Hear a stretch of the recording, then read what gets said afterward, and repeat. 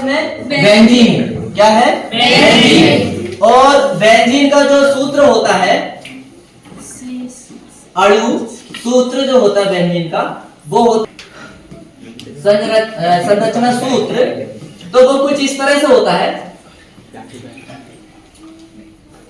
इसका जो संरचना सूत्र जो होता है कुछ इस तरह से बनता है। सी कितने बार है? 6 बार। ठीक है, तो 6 बार आप सी को लिख लीजिए। 1 2 3 4 5 और 6। ये जो है संवृत्तीय यौगिक है, मतलब ये एक अपनी गोल संरचना बनाना है। कैसी संरचना बनाना है? गोल संरचना बनाना है, कुछ इस तरह से। और ये डबल बॉन्ड से ऐसा जुड़ा रहता है। एच कितने बार है? 1 2 3 4 5 और 6। ठीक है, कुछ इस तरह से इसकी क्या होती है? संरचना होती है। किसकी? बेंजीन की। किसकी संरचना है ये? बेंजीन। तो ये बेंजीन जो है कैसा यौगिक है? एरोमेटिक यौगिक है। कैसा है? एरोमेटिक यौगिक। एरोमेटिक मतलब एरोमा। एरोमा मतलब सुगंध देने वाले रासायनिक है।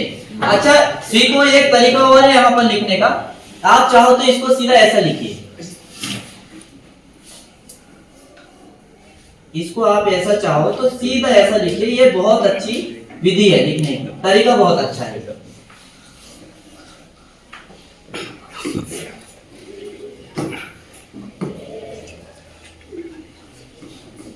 HC, ठीक है, फिर HC HC HC HC और HC। ये तरीका इसका बिल्कुल गुड है। आप उसको ऐसा बनाइए। तो ये किसका सूत्र है? बेंजीन का। किसका है? बेंजीन का। तो बेंजीन समझ गए आप? चलिए अब हम आगे देखते हैं। हमारे सामने अगला प्रश्न है,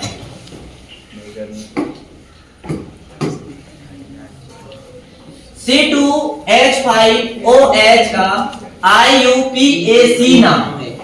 C2H5OH का IUPAC नाम है। किसका नाम है ये? अरे एथेनॉल का। किसका नाम है ये? एथेनॉल।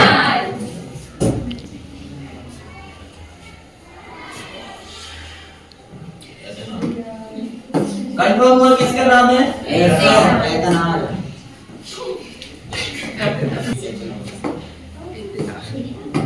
एथेनॉल का है ना। अब एथेनॉल का अब आपको समझना होगा IUPAC। इसका यदि फुल फॉर्म अपन देखें तो क्या होता है? आई का मतलब होता है इंटरनेशनल। क्या होता है? इंटरनेशनल, है ना। International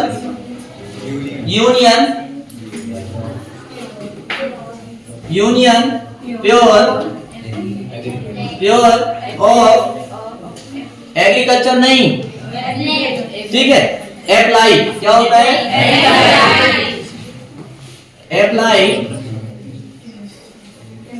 applied chemistry. क्या होता है? केमिस्ट्री। तो इसका IUPAC में नाम क्या है? एथेनॉल है। क्या नाम इसका? एथेनॉल। तो अब आपको क्लियर हो गया ये चीज? चलिए अगला देखते हैं आपने क्या दिया है। समान क्रियात्मक समूह वाले सदस्यों की श्रेणी क्या कहलाती है? सजातीय श्रेणी कहलाती। क्या कहलाती है? सजातीय श्रेणी। कार्बनिक यौगिकों का रसायन कहलाता है। क्या कहलाता है? कार्बनिक रसायन। वह कार्बनिक रसायन की सबसे पहले शुरुआत वर्जिलियस ने की थी। किसने की थी? वर्जिलियस। भूलना नहीं है वर्जिलियस को, ठीक है। दलदल किस कार्बनिक गैस का प्रमुख स्रोत है? दलदल का मतलब ऐसा क्षेत्र जहां पर पानी भरा रहता है, वहां पर कार्बनिक पदार्थ सड़ते हैं, तो वहां से कौन सी गैस निकलती है? कौन सी गैस निकलती है? मीथेन। कौन सी निकलती है? मीथेन। और मीथेन का सूत्र क्या है? CH4। क्या है? CH4। और इसको मास गैस भी कहते हैं। क्या कहते हैं? मास गैस कहते हैं ना। Yes sir. और ये जो है दलदल वाले क्षेत्रों में 90 से 95% तक पाई जाती है। कितने प्रतिशत? 90 से 95% तक पाई जाती है। फिर अगला क्या है, किसी कार्बनिक यौगिक का सरलतम सूत्र क्या कहलाता है? मूल अनुपाती सूत्र। क्या कहलाता है? मूल अनुपाती सूत्र। तो अभी हमने क्या देखे, बहुविकल्पीय प्रश्न। अब हम देख रहे हैं उसी में रिक्त स्थान। क्या देख रहे हैं? रिक्त स्थान। और रिक्त स्थान में हमारे सामने जो है पहला रिक्त स्थान जो है फ्रेक्टोज का मूल अनुपाती सूत्र है। क्या है? C2H2। यही है। अब यदि इसको आपको, ये तो कौन सा सूत्र है? मूल अनुपाती सूत्र है। यदि इसका हम संरचना सूत्र देखेंगे, क्या देखेंगे? संरचना सूत्र।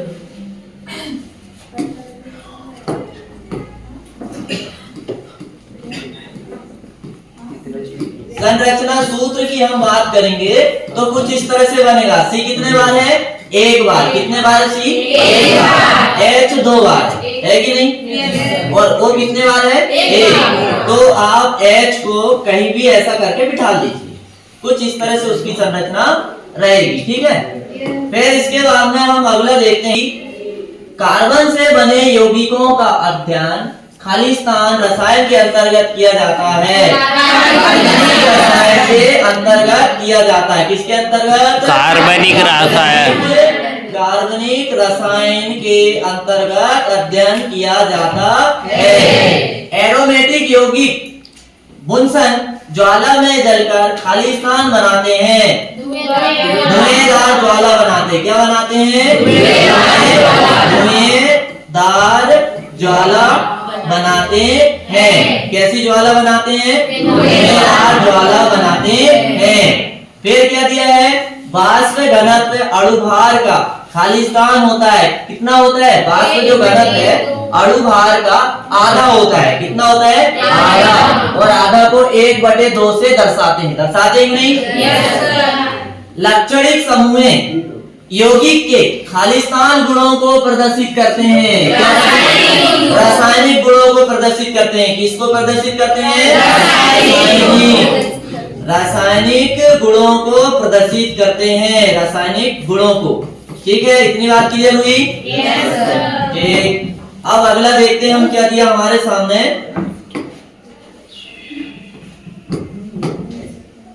बेंजीन का अणु सूत्र है। क्या है? C6H6। अभी देखे ना हमने।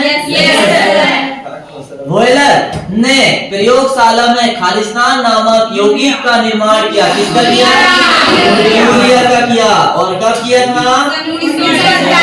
1928 में। एल्केन श्रेणी का सामान्य सूत्र है। क्या है? CnH2n+2। तो ये किसका सूत्र हुआ? एल्केन का। किसका सूत्र है? एल्केन का। और यदि हमसे एल्कीन का यदि सूत्र पूछे, किसका सूत्र?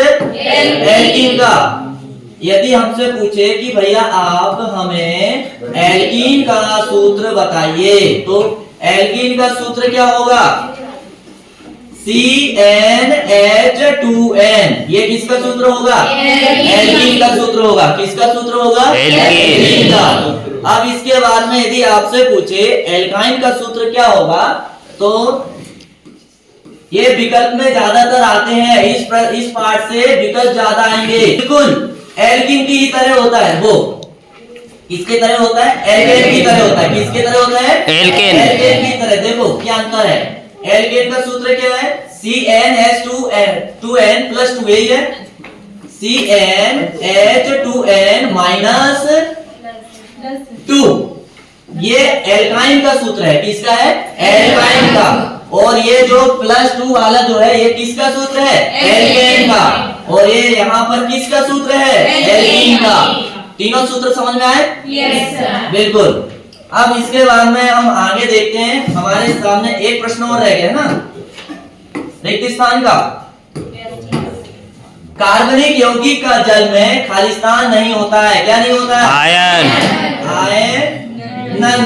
क्या नहीं होता है? आयनन। नन नहीं होता है। अब हम बात करेंगे सत्य असत की। किसकी बात करेंगे? सत्य असत। सत्य असत में हमारे सामने जो है पहला प्रश्न क्या है? कार्बनिक यौगिक में आयनिक बंध पाया जाता है। असत्य। अभी इससे पीछे देखे हमने पहला प्रश्न कि इसमें आयनिक या आयनन नहीं पाया जाता है। एसिटिक अम्ल को सिरका से प्राप्त किया गया था। नहीं, एसिटिक अम्ल का दूसरा एसिटिक अम्ल से जो है एसिटिक अम्ल से ही सिरका का निर्माण किया गया है। सिरका हमने देखे थे ना? Yes sir. दूध को जमाने के उपयोग होता है, पनीर बनाया जाता है उपयोग की। ये देखिए। Yes sir. फिर इसके बाद में सी यहाँ पर डबल बंध में दिया कि यस सर। डबल बंध वाले हाइड्रोकार्बन एल्कीन कहलाते हैं। सत्य है। क्या कहलाते हैं? सत्य है। एल्कीन कहलाते हैं। क्या कहलाते हैं? यदि मान के चलो दो कार्बनिक यौगिक है, उनमें ऐसी संरचना यदि है, ये डबल लाइन वाली, डबल बंध वाली, तो ये किसमें आते हैं? एल्कीन में आते हैं। किसमें आते हैं? एल्कीन में आते हैं। किसमें आते हैं? एल्कीन। फिर क्या दिया है? कार्बनिक यौगिक दैनिक जीवन के लिए महत्वपूर्ण अंग नहीं है। बिल्कुल गलत। महत्वपूर्ण अंग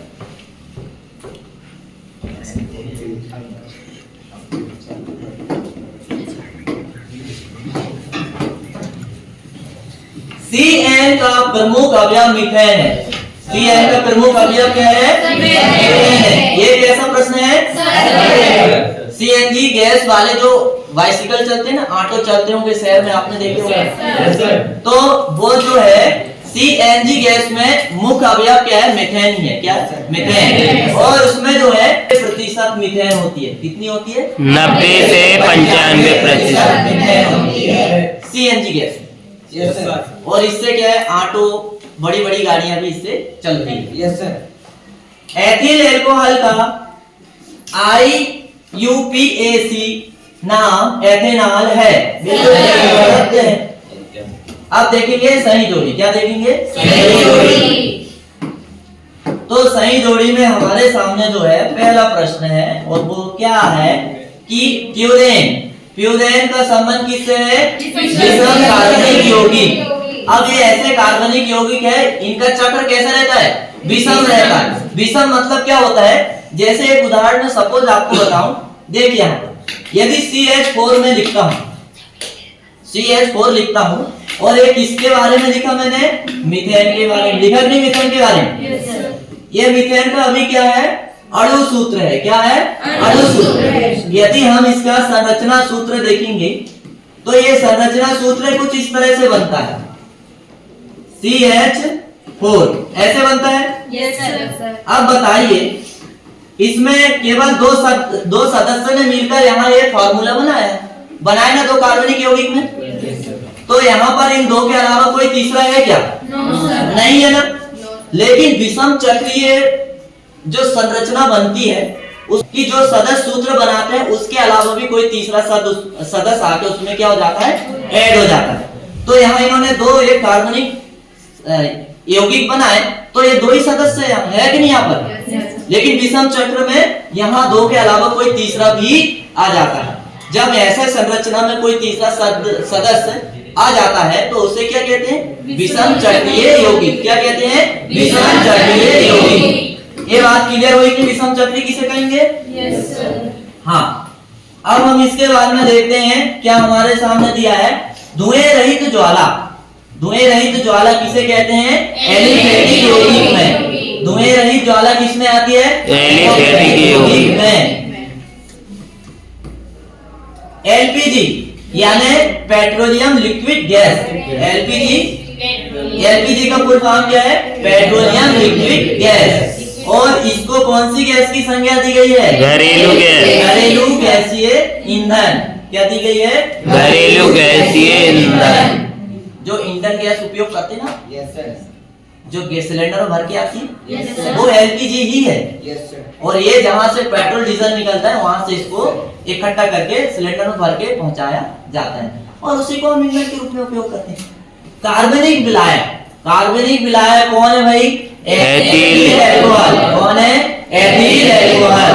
और मीथेन का संबंध क्या है? प्राकृतिक गैस। प्राकृतिक गैस, और इसे मास गैस भी कहते हैं। और ये कहाँ पर निकलती है? कीचड़ में, दलदल में या कीचड़ में।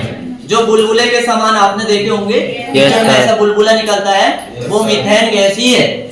अब इसके बाद में देखेंगे ए शब्द में उत्तर। क्या देखेंगे? ए शब्द में उत्तर। अब ए शब्द में उत्तर में जो है, पहला हमारा जो प्रश्न है वो ये है, अणु सूत्र याद करने, अणु सूत्र याद करने सामान्य सूत्र लिखिए। क्या है सामान्य सूत्र? अणु सूत्र बराबर, अणु सूत्र बराबर मूलानुपाती, मूलानुपाती सूत्र, और इसका गुणा किससे करते हैं? एन से करते हैं। किससे करते हैं? एन से करते हैं। ये इसका सूत्र है। दो कार्बन वाले कार्बनिक यौगिक का नाम लिखिए। कोई भी यौगिक का नाम। कार्बन वाले सरल कार्बनिक यौगिक का सूत्र लिखिए। क्या है? CHO। ये सरल कार्बनिक यौगिक है, और इसका दूसरा नाम क्या है? मीथेन। क्या है दूसरा नाम इसका? मीथेन। फिर इसके बाद में दिया है, दो कार्बन वाले कार्बनिक यौगिक का नाम लिखिए। अब इसमें कार्बन की संख्या कितनी है? 2 रहेगी। क्या रहेगी? 2 रहेगी। और वो क्या है? इथेन। वो क्या है? इथेन। इसके बाद में क्या दिया है? फिनोल किस प्रकार का कार्बनिक यौगिक है? फिनोल क्या है? किस प्रकार का कार्बनिक यौगिक है? तो एरोमेटिक है। कैसा है? एरोमेटिक। फिनोल समझते ही नहीं? फिनाइल। Yes sir. सुगंध आती है उससे? Yes sir. घर में यदि हम कहीं भी साफ करते हैं तो सुगंध आती है? Yes sir. वो एक एरोमेटिक यौगिक है, इसीलिए उससे सुगंध आती है। ठीक है? हाइड्रो यौगिक भी हाँ, एरोमेटिक हाइड्रो यौगिक भी एरोमेटिक हाइड्रॉक्सी यौगिक है।